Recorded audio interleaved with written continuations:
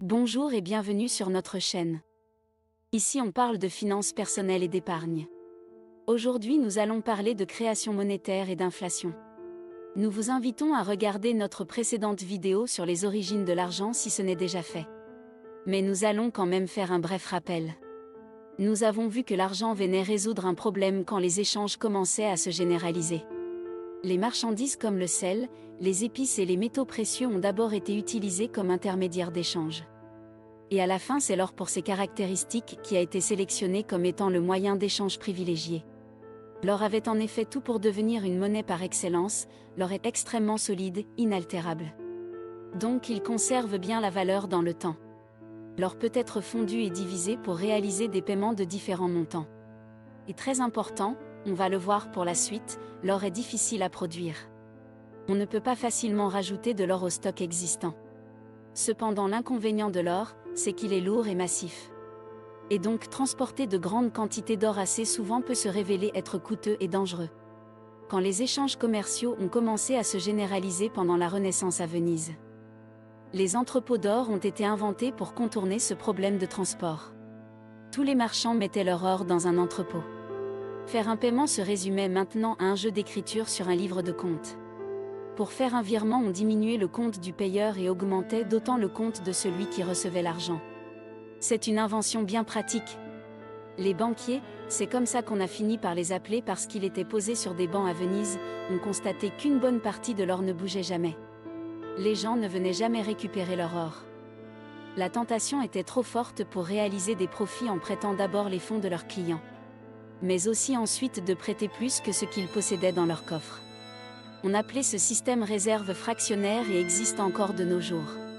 C'est le principal moyen de créer de l'argent encore aujourd'hui, quand vous faites un crédit immobilier par exemple. Le banquier ne vous donne pas de l'argent qui est déjà dans ses comptes et qui est l'épargne de ses clients. Il crée en fait l'argent par un simple jeu d'écriture, la masse monétaire est donc toujours en train de croître. Le système de réserve fractionnaire est un système bancaire dans lequel les banques ne sont pas tenues de conserver la totalité des dépôts de leurs clients en réserve. En d'autres termes, les banques peuvent prêter une partie des dépôts qu'elles ont reçus, en gardant seulement une fraction de ces dépôts sous forme de réserve. Par exemple, si une banque a une obligation légale de maintenir une réserve de 10% et qu'un client dépose 100 €, la banque n'est pas obligée de conserver 100 € en réserve. Elle peut prêter 90 € de ce dépôt à un autre client, en gardant seulement 10 € en réserve. Ainsi, l'argent qui était initialement déposé peut être multiplié et mis en circulation dans l'économie. Ce processus est appelé création monétaire, et il augmente la masse monétaire en circulation dans l'économie. Ainsi, les banques jouent un rôle important dans la création de monnaie. Cependant, cette création de monnaie n'est pas illimitée, car les banques sont soumises à des règles strictes concernant la quantité de réserves qu'elles doivent détenir en proportion de leurs dépôts. Autrefois, quand les banquiers ont commencé à pratiquer le crédit par réserve fractionnaire, les citoyens se méfiaient. Si on constatait tout d'un coup qu'il y avait trop d'argent en circulation, les gens se bousculaient devant la banque pour retirer leur or. Il y en a eu beaucoup de ce genre de crise au cours de l'histoire avec des conséquences parfois désastreuses. Pour éviter que ce genre de problème ne se produise trop souvent, les États ont inventé les banques centrales. La banque centrale est le prêteur de dernier recours, et peut renflouer une banque qui a pris trop de risques avec l'épargne de ses clients. Le problème c'est que maintenant, vu que la banque centrale garantissait toujours les prêts, les banques étaient encouragées à prendre plus de risques. Effectivement, tous les principaux acteurs de l'économie sont obligés de détenir des comptes en banque, pour assurer leur rôle dans la vie quotidienne. Les entreprises et les particuliers ont la totalité de leurs fonds dans le coffre des banques. Donc si la banque coule, elle entraîne avec elle toute l'économie. C'est le fameux « too big to fall ». Expression qui s'est popularisée suite à la crise de 2008, où les banques centrales européennes et américaines ont dû renflouer les principales banques qui avaient subi de grosses pertes. C'est ça où l'économie allait totalement s'effondrer. Les banques sont encouragées à jouer sans craindre les graves conséquences de leur acte car la banque centrale viendra les sauver pour sauver aussi l'économie. C'est assurément l'un des plus gros problèmes de notre temps. Les banques ont pris en otage l'ensemble du système économique. Car quand ces mêmes banquiers réalisent des profits faramineux, ils ne redistribuent pas les gains acquis avec le contribuable. C'est la socialisation des pertes et privatisation des profits. Ainsi, dès la décorrélation du dollar et de l'or, les prêts n'ont cessé d'augmenter. Aujourd'hui, par exemple, la dette de la France s'élève à 3 000 milliards d'euros. C'est assez pour remplir en volume toute la tour Montparnasse avec des liasses de billets de 100 euros. Pour les États-Unis, il vous faudra la Statue de la Liberté, plus 50 tours de World Trade Center remplies de billets pour rembourser la dette. Mais souvenez-vous, par le système de réserve fractionnaire, l'endettement est en fait de la création de monnaie. Or, toute création de monnaie sans augmentation de la production de biens et de services entraîne nécessairement une inflation. L'impression monétaire peut être comparée à un gâteau que l'on divise en parts égales. Si nous imprimons soudainement plus de billets, cela signifie que nous avons créé plus de parts de gâteau, mais la taille du gâteau reste la même.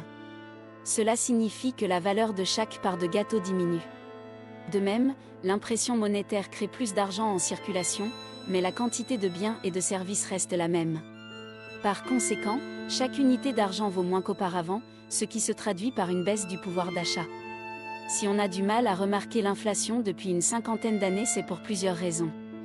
D'abord, une grande partie des biens sont maintenant produits en Asie où les salaires et le niveau de vie sont plus bas qu'en Europe. La qualité des produits ont diminué, mais les consommateurs s'en sont bien accommodés. Les produits électroménagers et électroniques ont vu leur performance augmenter et leur prix diminuer. Dans le domaine de l'alimentation, les prix n'ont pas beaucoup augmenté aussi, mais c'est dû à l'agriculture intensive et industrielle. Tous ces facteurs empêchent clairement d'observer l'inflation, les modes de production ont changé, sont devenus plus efficaces. On ne consomme plus les mêmes produits. Mais il existe une catégorie de biens qui subissent vraiment l'inflation. C'est le cas de l'immobilier par exemple, qui n'est pas délocalisable en Asie et donc la production ne peut s'adapter à la demande. C'est aussi le cas des œuvres d'art de par leur rareté qui sont aussi sujettes à l'inflation.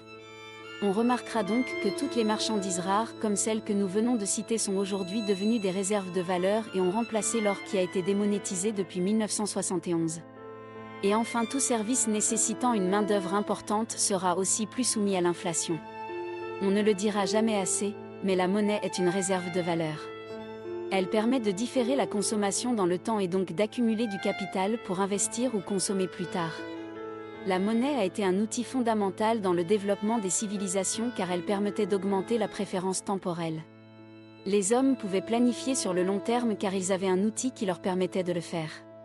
C'est pourquoi l'inflation qui a fait son apparition au XXe siècle a eu des conséquences funestes pour le développement de certains pays. Notamment les pays du Sud.